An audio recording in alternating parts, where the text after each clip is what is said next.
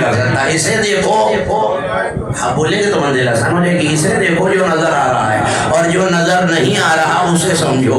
تو اپنے ابھی جملہ مکمل نہیں ہو, امام راغب کا جملہ سن لیجئے, پھر بے شک جتنی دیر چاہے داد دیتے رہیے گا, بولتے رہیے گا. انہوں نے کہا حاضر کو دیکھ کر جب غائب واضح ہو جائے, اور اتنا واضح ہو جائے کہ ایک کی بات کی جائے اور وہ سمجھ میں آئے, اور شکل واضح ہو جائے, یعنی ایسے سمجھایا جائے کہ دیکھنے والے کا تصور آ جائے.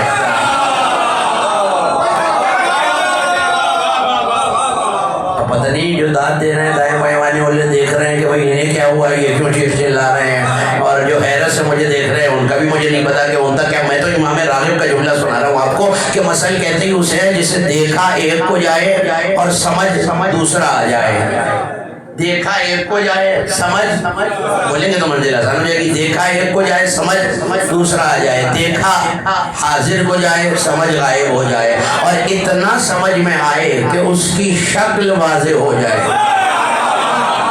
اب شکل کیا مطلب ہے بھائی؟ اللہ اگر اپنے لیے مسائل بیان کر رہا ہے, مسئل بیان کر رہا ہے, تو شکل تو وہ رکھتا ہی نہیں ہے. یہ جو آپ دب دب کے بولتے ہیں اس کا مطلب میں اچھی طرح سمجھتا ہوں. شکل کہا ہے, میں نے چہرہ نہیں کہا ہے. میرا لفظ ویسے سنیے گا جیسے میں آپ کی خدمت میں عرض کر رہا ہوں. میں نے شکل کہا ہے, چہرہ نہیں کہا. اور شکل اور چہرے میں زمین آسمان کا فرق ہے. شکل اور ہوتی ہے, چہرہ اور ہوتا ہے. اللہ چہرہ تو رکھتا ہے, نہیں غور فرما رہے آپ, چہرہ رکھتا ہے, شکل نہیں رکھتا ہے. غائب کو سمجھنا ہے حاضر کو دیکھ کر. امام راغب کہہ رہے ہیں اس کو مثل کہتے ہیں. اور کل میں جناب امیر کا فرمان آپ کو سنا چکا ہوں کہ علی نے یہ فرمایا کہ بنا ضرب اللہ کل مثل, اللہ نے ہر مثل قرآن میں ہماری ولایت کے لیے بیان کیا.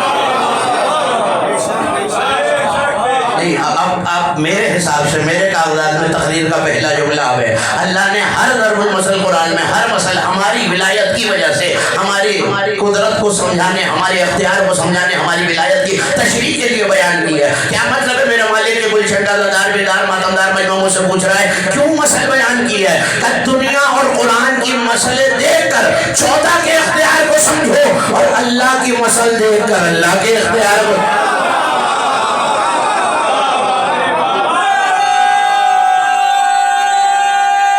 سمجھ کے ملائکہ روحانی ہو جائے.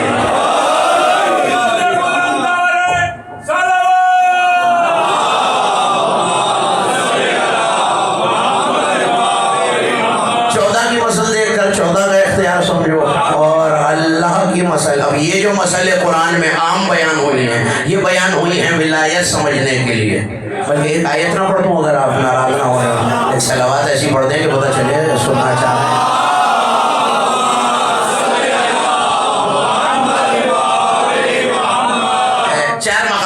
پروردگار نے یہ آیت رکھی ہے لفظوں کے رد و بدل کے ساتھ, اختلاف کے ساتھ. میں آپ کو سورہ کہف سے سنا رہا ہوں, 18ویں سورہ سے. وَلَقَدْ صَرَّفْنَا فِي هَذَا الْقُرْآنِ مِنْ كُلِّ مَثَلٍ لِلنَّاسِ, ہم نے اس قرآن میں, پروردگار کہہ رہے ہیں, ہم نے اس قرآن میں ہر مثل کو انسان کے لیے کھول کھول کر بیان کر دیا. وَلَقَدْ صَرَّفْنَا, دوہرا دوہرا کر, کھول کھول کر اس قرآن میں انسان کے لیے ہر مسئل کو بیان کر دیا. ولیکن اکثرهم جدلا, لیکن یہ تو ہیں ہی بڑے جھگڑالو لوگ. آپ نے داد دی, مسکرائے بھی, بابا بھی کہا, مگر میں اکثر کہتا ہوں اسے ممبر پہ بیٹھنا نہیں چاہیے جو دبتی ہوئی آوازیں اور چہروں پہ لکھے ہوئے تحفظات نہ سمجھتا ہو. تو جب یہ ریزرویشنز کے ساتھ نوجوان دوست میرے ساتھ ہوتے ہیں تو پتہ چل جاتا ہے جملہ واضح نہیں ہوا. ہم نے ہر مسئل کھول کے بیان کیا, لیکن انسان جو ہے ہی بڑا جھگڑنے والا. سورہ فرقان پچھلا حصہ یہی ہے, ہم نے کھول کھول کے مسئلے بیان کی. وَلَكِنْ يَزِدُهُمْ نَفُورًا, ہم نے تو مسئلے بیان کی تھی تاکہ زمانہ نصیحت پکڑے, لیکن اللہ کیا کرے کہ ان کی نفرت میں اضافہ ہوتا جا رہا ہے.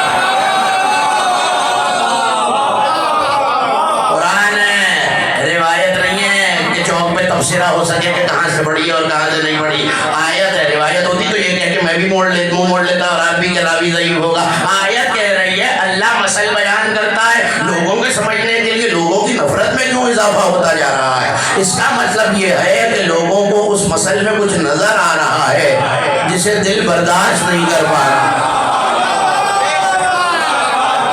ایک مسئلہ صرف آپ کو جلدی سے یاد دلا دوں، اگر ناراض نہ ہو رہے اور پھر میں اپنی مقصد کی طرف بڑھ جاؤں یا نہیں؟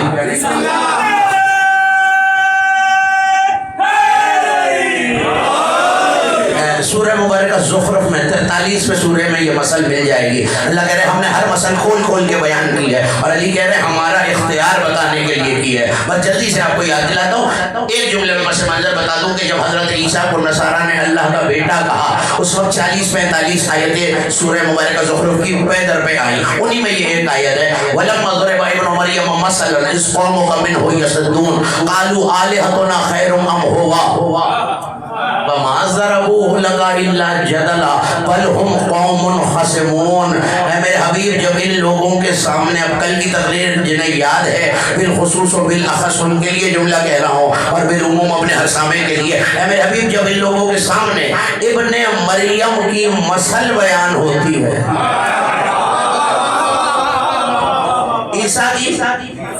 عیسیٰ کا ذکر بیان نہیں ہوتا، مثل بیان ہوتی ہے۔ جناب عیسیٰ تو خود کسی کی مثل ہے، کس کی مثل ہے؟ کل بتا چکا آپ کو، ان مثل عیسیٰ عند اللہ کا مثل آدم، آدم کی مثل ہے عیسیٰ۔ وجہ کیا ہے؟ خلقتہ من تراب، ہم نے دونوں کو تراب سے بنایا، یاد ہے نا، ہم نے دونوں کو تراب سے بنایا ہے۔ تو عیسیٰ تو خود مثل ہے۔ یہ کون ہے کہ جس کے لیے اللہ کہہ رہا ہے جب ان کے سامنے ابن مریم کی مثل بیان ہوتی ہے؟ کرتے کیا ہے یہ سن لیجئے، کہتے یہ ہیں وَلَمَّا ضَرَبَ ابْنُ مَرْيَمَ مَثَلًا إِذْ قَوْمُكَ مِنْهُ يَصُدُّونَ، ہاتھ پر ہاتھ مار کے افسوس کرتے ہیں۔ قرآن ہے، قرآن، ہاتھ پر ہاتھ مار کے افسوس کرتے ہیں اور کہتے کیا ہیں؟ قَالُوا آلِهَتُنَا خَيْرٌ أَمْ هُوَ، یہ بہتر ہے یا ہمارے جاہلیت کے خدا بہتر ہے؟ جاہلیت کے خدا کون ہے؟ لات، منات، عزا، حبل، یعنی بت بہتر ہے یا یہ بہتر ہے؟ ما ضربوہ لک الا جدلا، اللہ کہہ رہے یہ مثل میں نے جھگڑنے کے لیے نہیں بتائی ہے، مگر یہ تو ہے ہی بڑی جھگڑالو قوم۔ یہ مثل میں نے جھگڑنے کے لیے، یعنی اللہ نے جھگڑنے کے لیے نہیں بنایا، لیکن یہ قوم جو جھگڑالو ہے میرے حبیب۔ اب جائیے جو تفسیر آپ کو ملے وہ اٹھا کے دیکھیے، بلکہ صرف یہ کتابیں نہیں، صاحب شواہد التنزیل امام حاکم حسقانی اس کی تفسیر میں لکھتے ہیں، ان کا تعلق میرے مسلک سے نہیں ہے۔ پیغمبر نے کہا اب جو مسجد کے دروازے سے داخل ہوگا وہ عیسیٰ ابن مریم کی مثل ہوگا، جو عیسیٰ ابن مریم کی مثل ہوگا۔ اب لوگوں کے ذہن میں ابھی آنے والا آیا نہیں، لوگوں کے ذہن میں بات آئی ہے عیسیٰ ابن مریم کی مثل، اس کا مطلب ہے عیسیٰ تو وہ ہے جو ہماری طرح دنیا میں نہیں آیا۔ آپ کی مرضی جیسے دل چاہے سن لیجیے، عیسیٰ تو وہ ہے جو ہماری طرح، اس سے زیادہ میں ممبر پہ وہاں فرش زبر میں کھول کے بات کہہ نہیں سکتا۔ عیسیٰ تو وہ ہے جو ہماری طرح دنیا میں نہیں آیا، عیسیٰ تو وہ ہے جو مبروس کو ہاتھ لگائے ٹھیک کر دے، اندھے کو ہاتھ لگائے بینا کر دے، مٹی سے پرندہ بنائے۔ یہ کون ہے؟ جو خالق بھی ہے، شفا بھی دیتا ہے، پاک و پاکیزہ بھی ہے، جس پر کچھ لوگوں کو ابن اللہ ہونے کا گمان بھی ہے۔ سوچ رہے تھے لوگ، ابھی کوئی آیا نہیں دروازے سے، پیغمبر نے کہا جو بھی آئے گا وہ عیسیٰ ابن مریم کی مثل ہوگا۔ آپ تو داد دے رہے ہیں، کسی صاحب نے، لکھنے والے علماء اہل سنت ہے، نہ کتاب، نہ راوی، نہ محدث، نہ مورخ، کوئی میرا مسئلہ نہیں، کسی کو کسی نے کوہنی مار کے کہا، میں اور تم اٹھتے ہیں جلدی سے دوڑ کر مسجد سے داخل ہو جاتے ہیں، جملہ ضائع نہ کرنا، نوجوانوں ہتھیلیاں ٹیک کر اٹھنے لگے تھے، اذا امیر المومنین قدم المسجد۔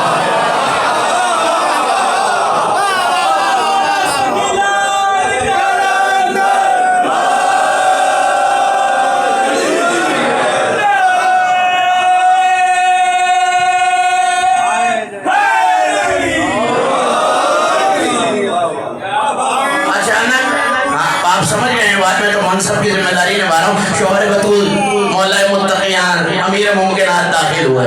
اب لوگوں نے دیکھا ہے اسے کہا ہے ابن مریم کی مثل، اب ایک مسئلہ حل ہونے جا رہا ہے۔ مجھے نہیں پتا کس تک بات پہنچے گی کس تک نہیں. پلٹ کے قرآن کیا کہتا ہے جب ان کے سامنے مسئلہ بیان ہوتی ہے تو کہتے ہیں یہ بہتر ہے یا جاہلیت کے خدا بہتر ہے. چلو اتنا صحیح, مسجد میں بیٹھے ہوئے منافقوں کو علی کے مقابلے پر جھوٹے صحیح خدا یاد آئے, بندہ نظر نہیں آئے.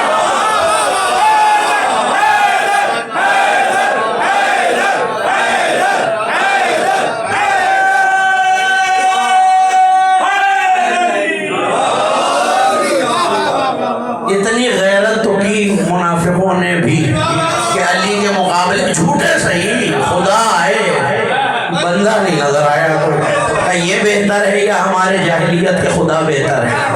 تفسیروں کی ذمہ داری سے یہ طالب علم آپ کی خدمت میں جملہ کہنے جا رہا ہے. جائیے دیکھیے ایک حوالہ تو وقت بہت سا لگ جائے گا. جب معصوم سے پوچھا گیا کیا کہہ رہے تھے منافق, کہہ رہے تھے اگر علی ہی کی ولایت کو ماننا تھا تو لات و منات کو نہ مانتے رہتے, علی کو نہیں. آپ نے غور ہی نہیں کیا, بعض لوگوں کو بت پرستی قبول ہے, ولایت قبول ہے.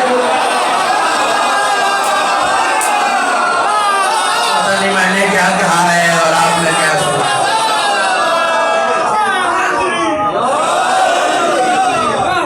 بعض لوگوں کو لات و منات قبول ہے, علی نہیں قبول.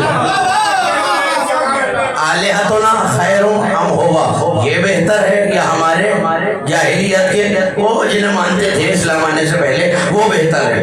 اللہ کہہ رہا ما ضربوہ لک الا جدلا. اب عیسیٰ کے بارے میں تو زمانہ سوچ رہا تھا جناب عیسیٰ ابن اللہ ہیں, بعض نے خدا کہا, بعض نے خدا کا بیٹا کہا. یہ جو آنے والا ہے اس کے بارے میں کیا فیصلہ کیا جائے؟ اس سے پہلے زبانیں کچھ کہتی, آیت آ گئی ان ہوا الا عبد انعمنا علیہ, نہ یہ خدا ہے نہ خدا کا بیٹا ہے, یہ تو وہ ہے جسے ہم نے اپنی مثل بنا کے بھیجا.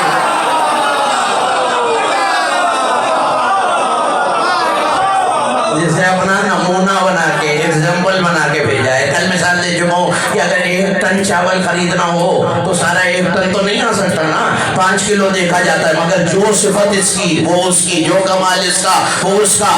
بس یہی دیکھ کر تو لوگ گھبرا گئے کہ جو صفت ہے اس کی.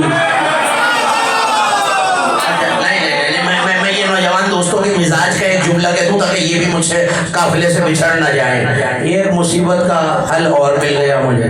کیا کہہ رہے ہیں, علی بہتر ہے یا ہمارے بت بہتر ہے؟ یعنی علی کے مقابلے پر اپنے خداؤں کو لائے. میرا مسئلہ 1400 سال بعد آیت نے حل کر دیا. آج مجھے پتا چلا, ہوا کے جھونکے کی طرف اقرا کہہ کے گزر جاؤں گا, نہ رکوں گا نہ تشریح کروں گا. آج مجھے پتا چلا دیواروں پہ لکھے ہوئے یا علی مدد کو مٹا کر یا اللہ مدد کہنے کا طریقہ کہاں سے آیا؟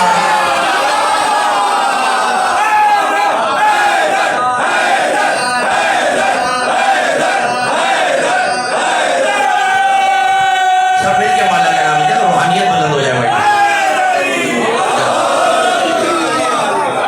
کوئی بات پہنچ رہی ہے یا مسل کہتے ہیں اس کو. جلدی سے میں نے آپ کو یہ مسئلہ اس لیے بیان کر دی کہ نفرت بڑھ جاتی ہے. آئیے اب تفسیر سنا دوں اور اپنے مسلک تک واپس آ جاؤں جس مقصد تک مجھے جانا ہے. سائل نے پوچھ لیا سرکار تعلق سے, علامہ ہاشم بارانی نے لکھا تفسیر قرآن میں, یہ کیا کہہ رہے ہیں اللہ کے مسئلے بیان کرتا ہوں لوگوں کی نفرت بڑھ جاتی ہے, لوگ جھگڑنے لگتے ہیں. کہ ہم نے ہر مسئلہ علی کی ولایت سمجھانے کے لیے بیان کی, ولایت کھول کھول کے بھی سمجھاتے ہیں, ان کی نفرت بڑھتی چلی جاتی ہے, جھگڑتے چلے جاتے ہیں. ہم اختیار علی بیان کرتے ہیں, یہ جھگڑتے چلے جاتے ہیں. وَلِلَّهِ الْمَثَلُ الْأَعْلَىٰ. یہ جو میں نے کہا نا آپ سے کہ علماء نے اس پہ بڑی شرح و بسط کے ساتھ لکھا ہے, وہ لکھا کیا ہے مفسرین نے تو صرف نظر فرمائیے, یہ میں ممبر سے کہہ رہا ہوں, ذمہ داری سے کہہ رہا ہوں, اور کئی تفسیریں دیکھنے کے بعد شیعہ سنی یہ طالب علمانہ معروضہ آپ کی خدمت میں عرض کر رہا ہوں. شرح جنہوں نے علماء نے کی ہے وہ بھی سن لیجیے کیوں کی ہے. یہ جو مثل الاعلیٰ کا لفظ ہے, یہ مثل الاعلیٰ کا لفظ ایک اور جگہ آیا ہے, اور اس سے قوی نص مکتب تشریعوں میں کم از کم موجود نہیں ہے. اس نص کو زیارت جامع کبیرہ کہتے ہیں. علماء اعلام نے 5 جلدوں میں, 8 جلدوں میں, 10 جلدوں میں, 12 جلدوں میں, 2 جلدوں میں, بہت شروحات لکھی ہیں. اگر نام گنوانا شروع کروں تو باقی کی مجلس ختم ہو جائے گی. نام گنواتے اتنی شروحات لکھی.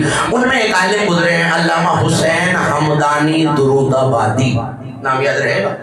علامہ حسین حمدانی درود آبادی، انہوں نے کتاب لکھی ہے شموس الطالع فی شرح زیارت جامع. تو جہاں زیارت جامع میں فقرہ آتا ہے کہ السلام علیکم یا مثل الاعلیٰ، اے اللہ کے اعلیٰ ترین نمونے تم پر سلام. وہاں انہوں نے بہت سے علماء نے بات کی ہے مثل الاعلیٰ پہ، اور میں وہ گاہے بگاہے وہ جملے آپ کے حوالے کرتا رہوں گا، لیکن اس وقت علامہ درود آبادی کا ایک جملہ آپ کے حوالے کرتا ہوں کہ اللہ کو مثل بیان کرنے کی ضرورت پڑی کیوں؟ اللہ کو مثل بیان کرنے کی ضرورت کیوں پڑی؟ وہ کہتے ہیں کہ اگر کوئی چیز اتنی بلند ہو، اب جن لوگوں کا تعلق درس و تدریس سے ہو ان تک بات جلدی پہنچ جائے گی. اگر بات مشکل ہو تو استاد کوشش کرتا ہے کہ وہ اعلیٰ بات سمجھنے کے لیے کوئی اس سے نچلی بات سمجھائے تاکہ اعلیٰ بات سمجھ میں آ جائے. ایسے ہی ہوتا ہے نا. میں اگر ٹھیک کہہ رہا ہوں میری تائید فرما دیجیے، اور غلط کہہ رہا ہوں تو برملا تنقید کر دیجیے کہ بھائی نہیں ایسا نہیں ہوتا، لیکن کچھ نہ کچھ کرنا ہے، خاموش نہیں رہنا. اعلیٰ مثال سمجھانے کے لیے اس سے اگلی مثال سمجھائی جاتی ہے جو اعلیٰ سے قریب تر ہو. وہ کہتے ہیں اللہ نے تو یہ دعویٰ کیا ہے کہ نہ میں عقلوں میں آتا ہوں. میں کچھ عرض کرنے جا رہا ہوں آپ کی خدمت میں. اللہ نے تو یہ دعویٰ کیا ہے کہ میں عقلوں میں آتا نہیں. اب اگر یہ سمجھانا ہے تو تعلم کے لیے لزوم تعلم کے لیے لزوم ہے، لازم ہے یہ بات کہ سفلا مثال علیہ مثال کے لیے دی جائے. یہ ذرا سا مشکل لفظ ہے لیکن چاہتا ہوں کہ نوجوانوں تک بات پہنچے. داد میں نے آپ سے لے لی اور وہ بڑا آسان کام ہے علی والے سے داد لینا. یہ ذرا سی مشکل بات ہے کہ میسج آپ تک پہنچ جائے تو اگلی گفتگو آسان ہو جائے گی. ان کا مشکل بات سمجھانے کے لیے تھوڑی سی آسان بات علیہ سمجھانے کے لیے ہلکا سا سفلا کی مثال دینی پڑتی ہے، لیکن ایسا جو قریب تر ہو. اللہ کو سمجھنے کے لیے مثل نہیں چاہیے، مثل اعلیٰ چاہیے. تو اب ایسی مثال دینی ہے اعلیٰ کو سمجھنے کے لیے جو بالکل اعلیٰ نہ ہو مگر اعلیٰ سے قریب تر ہو، کیونکہ اعلیٰ تو سمجھ آ نہیں سکتا، تو کوئی ایسا ہو جو بالکل اس سے قریب ہو. تو انہوں نے کہا کائنات میں ان سے زیادہ چونکہ اللہ کے قریب کوئی نہیں ہے. چونکہ ان سے زیادہ اللہ کے قریب کوئی نہیں ہے، اس لیے یہ مثال دینی پڑے گی. اللہ نے مثل اعلیٰ بنایا، اور کس لیے بنایا؟ اس کی صفتیں سمجھ نہیں آ سکتی، آ ہی نہیں سکتی، تو اس نے اپنی صفتوں کا آہستہ آہستہ اجرا کیا. جملے سنیے، ان میں سے کوئی فقرہ میرا نہیں ہے، علامہ درود آبادی کا ہے. انہوں نے آہستہ آہستہ اپنی صفتوں کا اجرا کیا. کا نبی بنایا اور پہلا خلیفہ بنایا، تو اسے اپنے اختیارات نہیں بتائے، اپنی صفات نہیں بتائی، صرف صفات کے اسماء یاد کرائے. میں چاہتا نہیں ہوں کہ یہ مشکل بات نوجوان دوستوں سے الگ ہو جائے اور میں لیتا ہو جاؤں. اس نے اپنی صفات کا اجرا کیا آہستہ آہستہ. تو اس نے کہا آدم کو اسماء یاد دلائے، پھر آہستہ آہستہ اپنے کسی نبی کو کسی صفت اور کسی اختیار کی تجلی دیتا رہا. گفتگو سطح عمومی سے بلند ہونے جا رہی ہے. آہستہ آہستہ نے کہا اللہ نے جناب یوسف کو اپنے اسم الجمیل کا مظہر بنایا.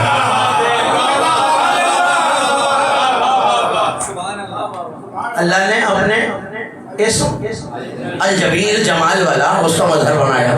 اللہ نے ادریس کو چوتھے آسمان پہ الحی کا مظہر بنایا. انہوں نے کہا حی کا مظہر ہے تبھی تو زندہ بیٹھا ہوا ہے.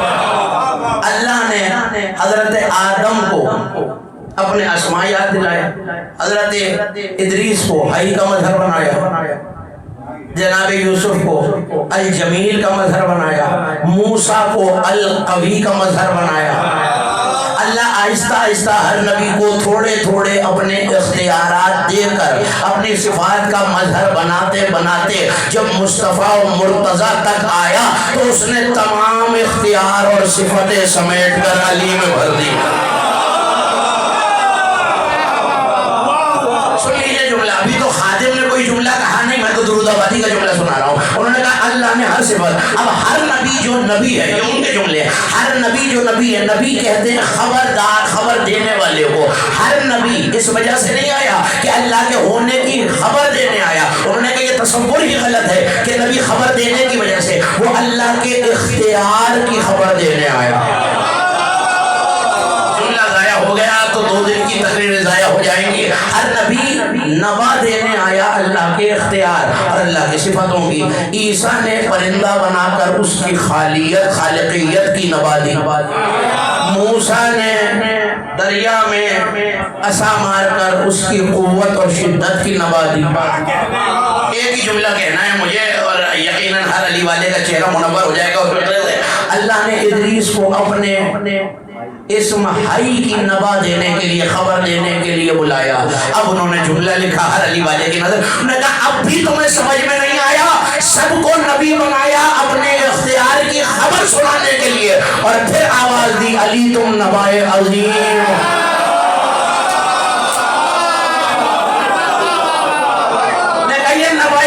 ولایت کی خبر نہیں، اللہ کی صفات کی، اختیار کی خبر ہے۔ ہر کسی کو چھوٹی چھوٹی خبر دینے والا بنایا۔ تجربہ کیجئے، میں آسان کرتا ہوں، یہ تو علمی اصطلاحات کی بات ہے، اب میں آسان کر کے کہتا ہوں۔ میں جناب آدم کے پاس گیا، بھئی آپ کو خبر ہے کہ وہ کیسا با اختیار ہے؟ کہ سورج کو دیکھو، چاند کو دیکھو، زمین کو دیکھو، دریاؤں کو دیکھو، نہروں کو دیکھو۔ میں حضرت موسیٰ کے پاس گیا، کہنے لگے بھئی خلقت کائنات کو دیکھو۔ ابراہیم کے پاس گیا، بھئی وہ کیسا اختیار ہے رکھتا ہے؟ کبھی خلقت کائنات کو دیکھو، سورج کو نکالتا ہے، جانوں کو کھینچ لیتا ہے، رزق کو بانٹ دیتا ہے۔ پھر میں موسیٰ کے پاس گیا، عیسیٰ کے پاس گیا، سب نے ایک جواب دیا کہ کائنات کو دیکھو، اس کے اختیار کو پہچانو۔ پھر میں نوائے عظیم کے پاس گیا، وہ کتنا با اختیار ہے؟ علی نے ٹھوکر مار کے مردہ جلا کے کہا اتنا با اختیار۔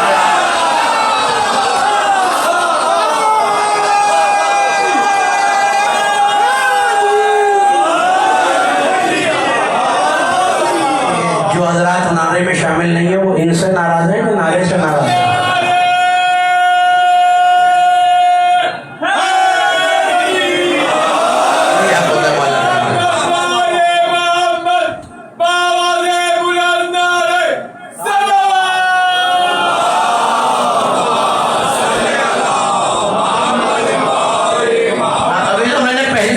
بات شروع کی ہے، جو کچھ علماء اعلام نے اس کے بارے میں لکھا ہے آہستہ آہستہ آپ کے حوالے کرنا ہے۔ ایک حدیث پڑھ دوں اگر ناراض نہ ہو رہا ہے، یہ جو چہرے پہ حیرت آ گئی ہے یہ دھو دوں تاکہ نوجوان چہروں کے۔ کافی میں یہ حدیث ہے، کافی سے زیادہ معتبر تو کوئی کتاب نہیں ہے مکتب تشیعوں میں، اس میں یہ حدیث ہے۔ سرکار صادق کی وزن تھی اور شیخ صدوق نے بھی التوحید میں لکھی ہے۔ یہ وہ کتابوں کا حوالہ دے رہا ہوں تو اردو میں بھی ترجمہ ہو سکی ہیں تاکہ دلچسپی رکھنے والے جائیں دیکھیں، ویریفائی کریں میں کیا کہہ رہا ہوں۔ سرکار صادق کی وزن تھی، امام نے بغیر کسی کے سوال کے یہ کہا کہ جو مخلوق تم اپنے ذہن میں تصور کر کے سوچ سکتے ہو اللہ نے بنائی ہے۔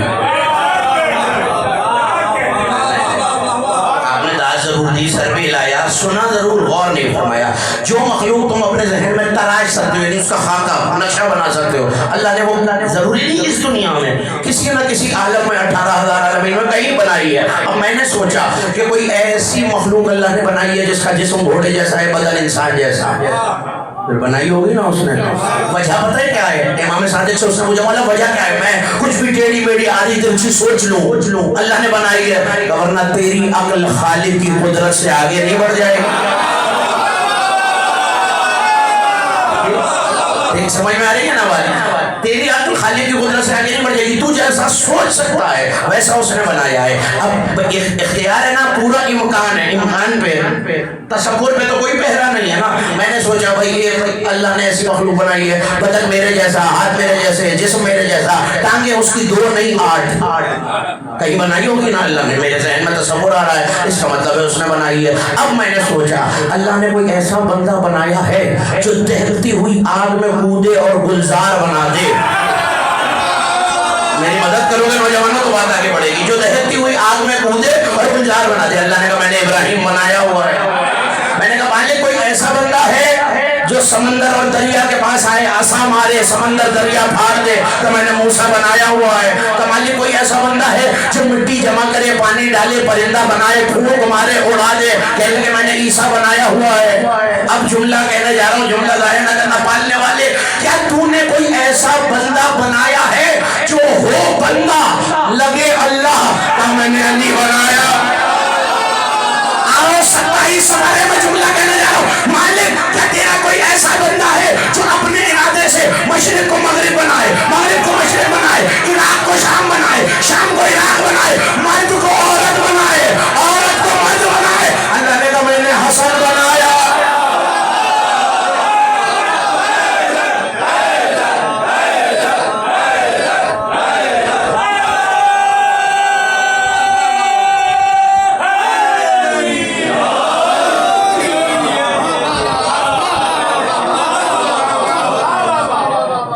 اس کا مطلب یہ ہے کہ جو ولی کی قدرت پہ شک کرے پھر وہ یہ کہہ رہا ہے کہ اللہ ایسا بنا نہیں سکتا.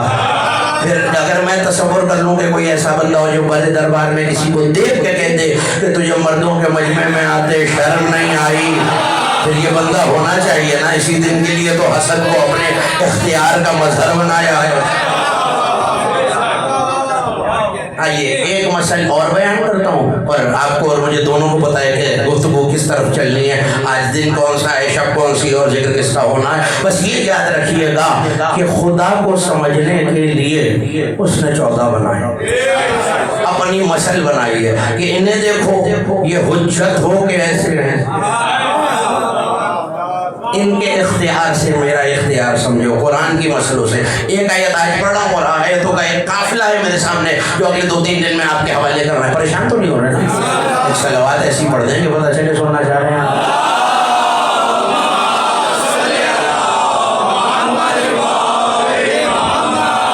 بڑی توجہ رکھیے گا بھائی اپنے بزرگوں سے دعا لینے کے لیے. سورہ مبارکہ بقرہ میں آیت موجود ہے، پڑھوں آیت 71 آیت کا نشانی. 2 کیمروں میں میری آواز ریکارڈ ہو رہی ہے، جائیے دیکھیے ویریفائی کیجیے اور کل آ کے بتائیے گا کہ آیت ہے یا نہیں اپنے مقام پہ. اللہ پھر ایک مثل بیان کر رہا ہے، مثل الذین کفروا.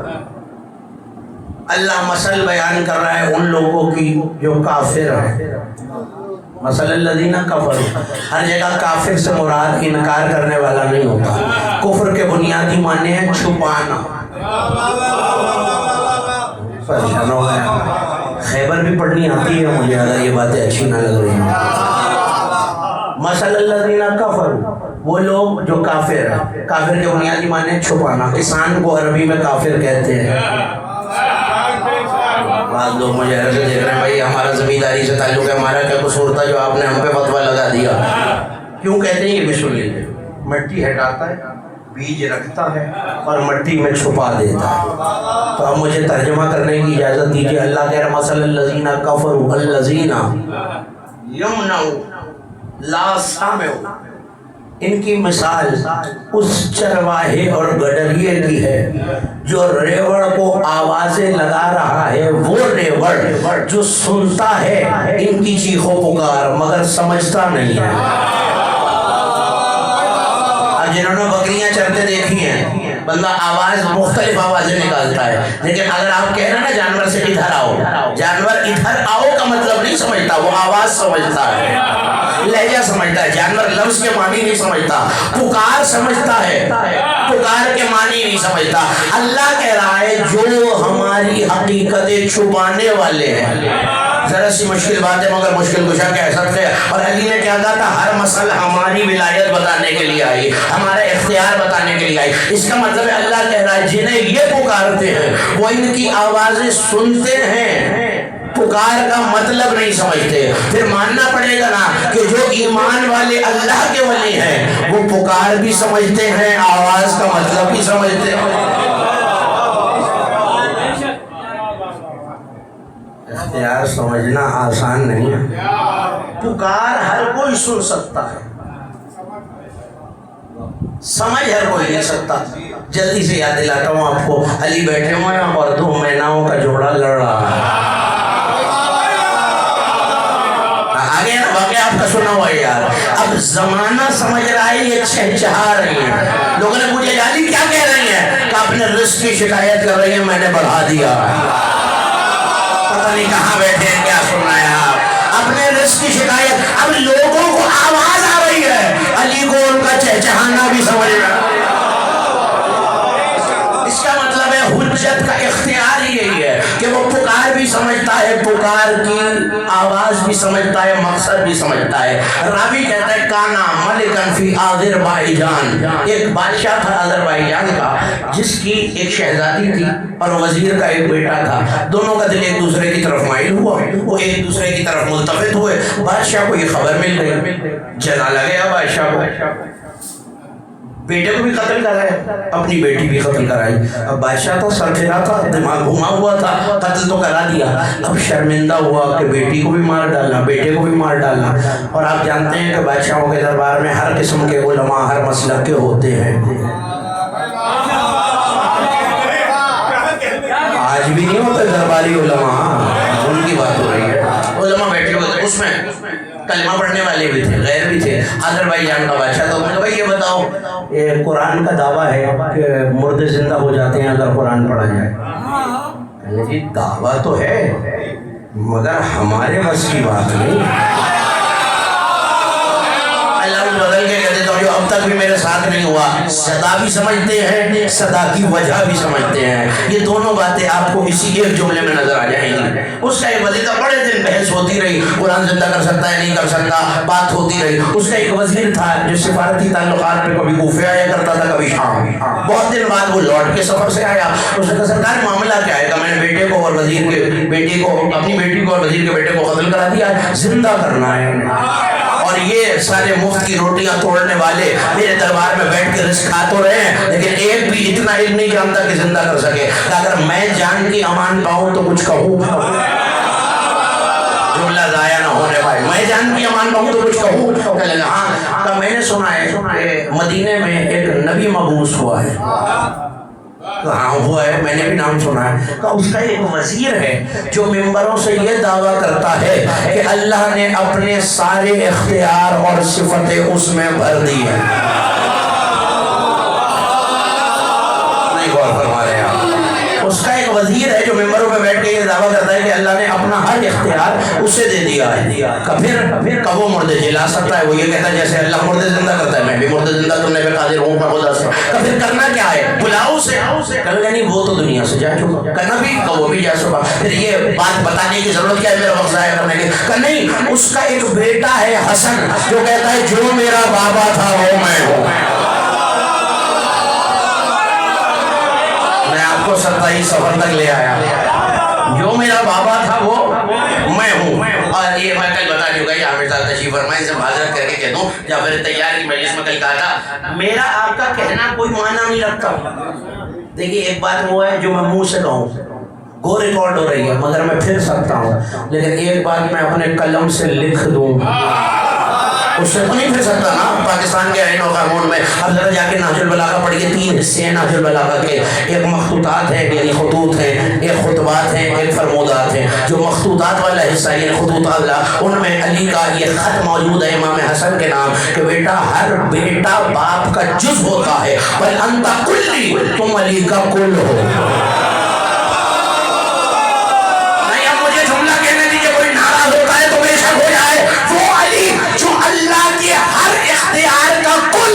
وہ کہہ رہا حسن میرا کل ہے۔ اس سے آسان میں نہیں کر سکتا۔ وہ علی جو کہہ رہا ہے میں اللہ کا کل ہوں، اللہ کی کل صفت۔ میں لفظ بدل کے کہہ دیتا ہوں اگر آپ ناراض نہ ہو جائے۔ وہ علی جو کہتا ہے میں مسئلے اعلیٰ ہوں، وہ کہہ رہا ہے حسن میری مسئلے اعلیٰ ہے۔ میں اللہ کا کل، حسن میرا کل۔ یہ مولا نے اپنے قلم سے لکھا ہے۔ تو کہا جو دعویٰ علی کرتا تھا وہ دعویٰ حسن کرتا ہے۔ کہنے لگے بلا کے لاؤ، لیکن بات سنو، اتنے دن ہو گئے، کئی ماہ بعد تو آیا ہے، مردے اتنے پرانے بھی زندہ ہوتے ہیں۔ اب جیسے خطابت ہر ایک نہیں جانتا ویسے سماعت بھی ہر ایک کو نہیں آتی۔ سر چھپا کے کہنے لگا بادشاہ سلامت ہوتے ہیں یا نہیں ہوتے یہ مجھے نہیں پتا، جس کی بات میں کر رہا ہوں وہ کر سکتا ہے۔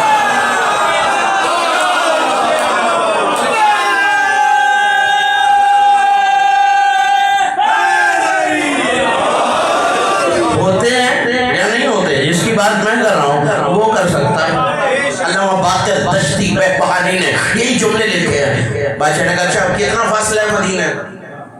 6 مہینے۔ کتنا فاصلہ؟ 6 مہینے۔ ظاہر ہے کوئی ہوائی جہاز تو ہے نہیں، کوئی گاڑی نہ تو ہے، سفر کر کے جانوروں پہ جانا۔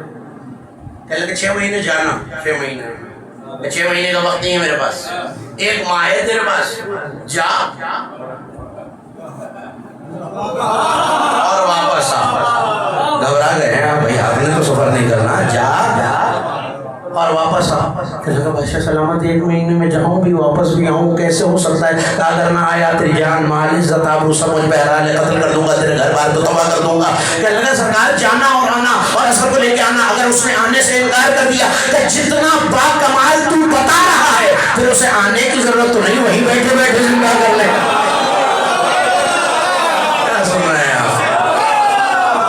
جتنا با کمال تو بتا آ رہا ہے پھر اسے آنے کی ضرورت تو نہیں ہے، وہ تو اتنا با اختیار ہوگا۔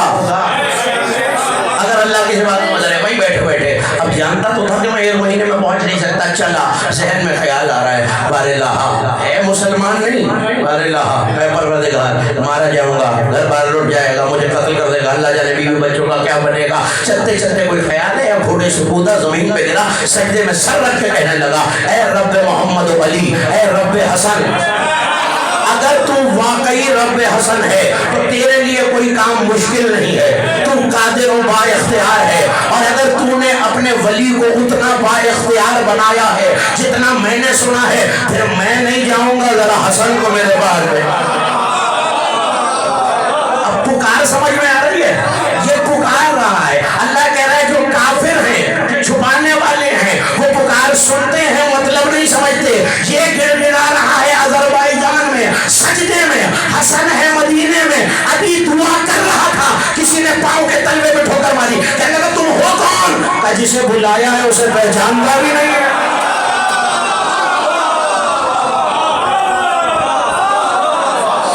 جسے بلایا دل نہیں چاہ رہا تو چھوڑ دو بس کافی ہو گیا۔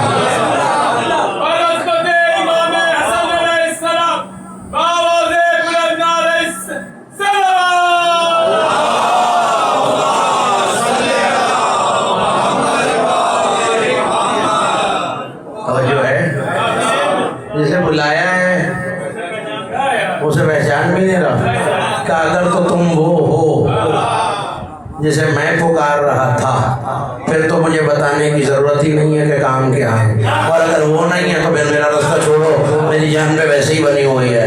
امام نے مسکرا کے کہا تو یہاں پکار رہا تھا ہم وہاں سن رہے تھے۔ اختیار سمجھ میں آ رہا؟ جو مخلوق جس زبان میں پکارتی ہے اللہ اس کی اس زبان میں سنتا ہے۔ اللہ کہہ رہا ہے یہ جنہیں تم ولی اور قادر سمجھ رہے ہو یہ تو پکار کے مطلب ہی نہیں سمجھتے، جیسے ریوڑ چرواہے کی آواز سمجھتا ہے معنی نہیں سمجھتا، مگر جو میرے ولی ہیں وہ اتنے با اختیار ہیں، کنکر کی تسبیح بھی جانتے ہیں، مچھلی کی آواز بھی پہچانتے ہیں۔ کہاں ہے؟ ختم ہو رہی ہے بات، کل گفتگو ہوگی۔ آئے بلا بادشاہ، ابھی بلایا سرکار، گیا دوڑا ہوا آیا، جاتے ہوئے کو آواز دے گا سن تو اکیلا پکارنے والا نہیں ہے، کائنات میں اوروں کی مدد بھی کرنے جانا ہے، جلدی لے آ۔ جنازے سامنے آئے، جو لفظ میں نے دیکھے اور علامہ دربندی میں لکھے وہ آپ کے حوالے کرتا ہوں، مجھے نہیں پتا پڑھنے والے سے کیسے پڑھتے ہیں۔ ٹھوکر لگائی، پہلی ٹھوکر میں نہیں ہوئی، یہ کہہ کے ٹھوکر لگائی تھی قم بسم اللہ، نہیں اٹھا۔ اللہ مثل بیان کرنا، جو آدم کی مثل تھی وہ کہتی تھی یکون طیرا باذن اللہ، میں نے پرندہ بنایا ہے اذن اللہ سے اڑ جا۔ دوسری ٹھوکر لگائی قم باذن اللہ، نہیں اٹھا۔ اب لفظ یہی ہے کتابوں کے میں کہتا ہوں، ٹھوکر مارنے کہنے لگے قم باذن اللہ و باذن حسن ابن علی، اللہ اور حسن کے اذن سے اڑ جا۔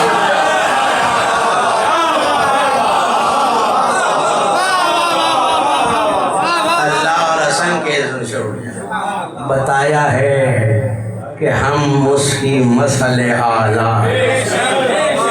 بادشاہ سے کہا جاؤ اس کا نکاح پڑھا دینا شہزادی سے، میں ولی ہو کے حکم دے رہا ہوں۔ دو نکاح ایسے ہیں کہ جن کا حکم حسن مجتبیٰ کی وصیت، ایک بادشاہ چین کو کہتے ہیں، اور ایک تنہائی میں حسین ابن علی سے کہا کہ جب 10 محرم آئے تو میرے قاسم کا حمد اپنی عمرہ سے کرنا۔ آپ کی آوازیں بلند ہو گئی، آپ کی آنکھوں نے اشکوں کو حضور کر دیا۔ شب شہادت ہے آج، مسموم مدینہ کا ماتم ہے، غریب مدینہ کا ماتم ہے۔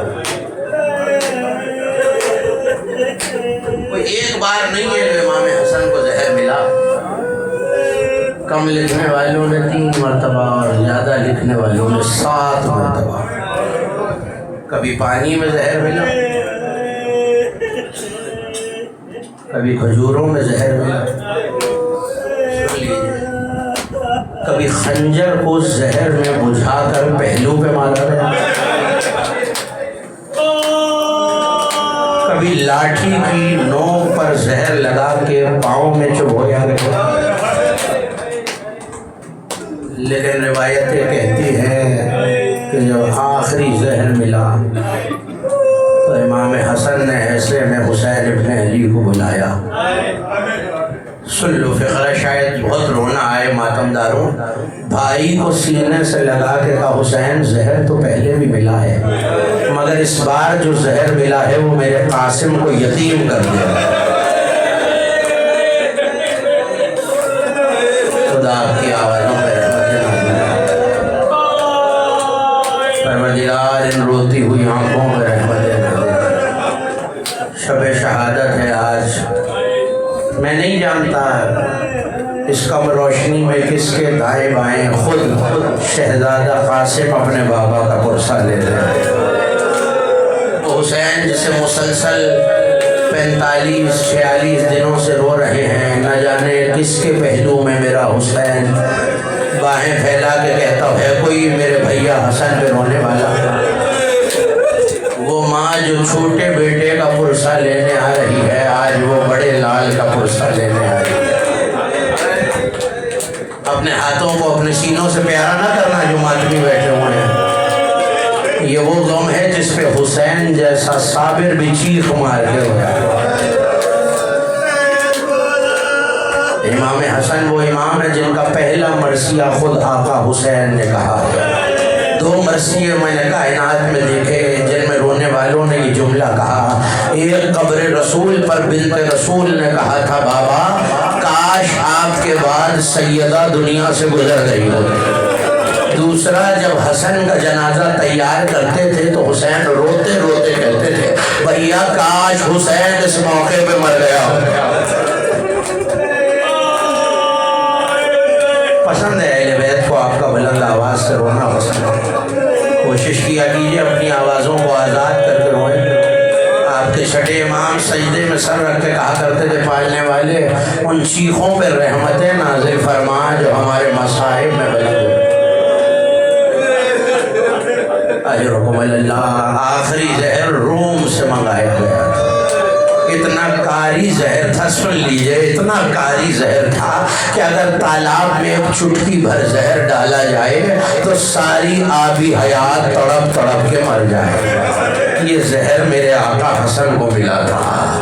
ایسے میں کب ملا زہر؟ سن لو، آج کی رات زہر نہیں ملا، 28 صفر کو شہادت ہے، مگر زہر 18 محرم کو ملا ہے۔ 40 دن، یہ جملہ رونے کو بہت کافی تھا، 40 دن میرا مولا زہر کی شدت سے تڑپتا رہا۔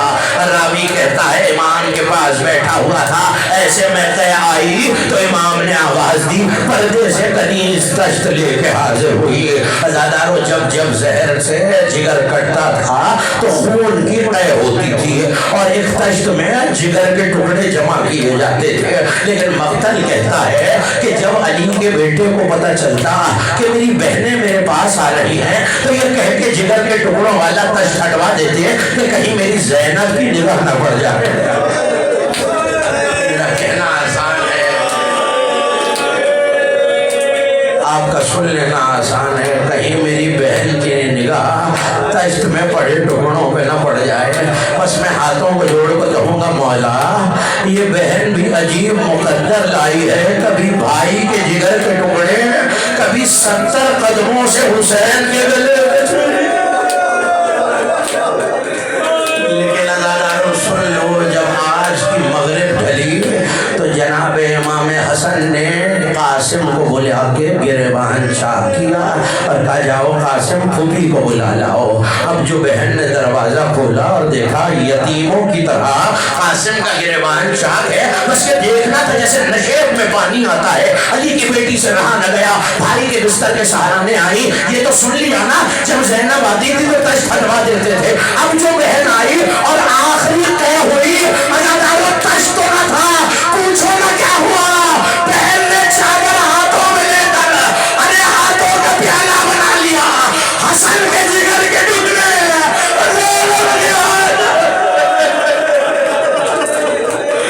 اجرکم اللہ، اجرکم اللہ، یہی حق ہے رونے کا۔ عزاداروں ٹکڑے کٹ کٹ کے گر رہے تھے، ایسے میں عزاداروں حسین ابن علی کو آواز دی، حسین میرے اہل و عیال کو جمع کرو، سن لو آج کی رات کا عالم کیا ہے۔ حسن مجتبیٰ وصیتیں کرتے جاتے ہیں اور روتے جاتے ہیں، مگر جب آج کی رات کا یہ وقت آیا، نہ ہوتی شب شہادت تو میں دو جملے نہ پڑھتا۔